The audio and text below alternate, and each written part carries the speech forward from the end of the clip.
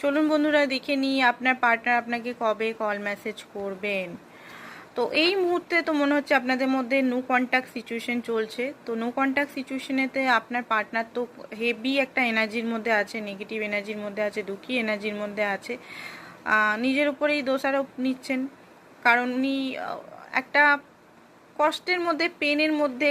ওনার মনে হচ্ছে হয়তো ওনারই কিছু কারণে এই রিলেশনটা এরকমভাবে নো কন্ট্যাক্ট সিচুয়েশনে চলে এসছে, যেটাতে আপনারা দুজনেই খুশি নেন। তো দেখে নিই কবে উনি কল করার কথা ভাবছেন। দেখুন খুব জলদি উনি আর পাচ্ছেন না মানে সামলাতে নিজেকে। উনি মনে করছেন না আপনাকে কল ওনাকে করতে হবে, ওনার যে ইমোশনালটা আপনাকে বলতে হবে, কারণ ইমোশনালি উনি খুবই আপনাকে ভালোবাসে, বাট উনি কখনোই দেখাননি, কখনোই আপনার সামনে আনেননি। সবসময় ইমোশনালটাকে উনি ঢাকা দিয়ে রেখেছেন। তো এই মুহূর্তে খুব চিন্তা করছেন খুব বেশি নিজের মাইন্ডে অ্যান্ড ইমোশনালি। তো আপনার কাছে মোটামুটি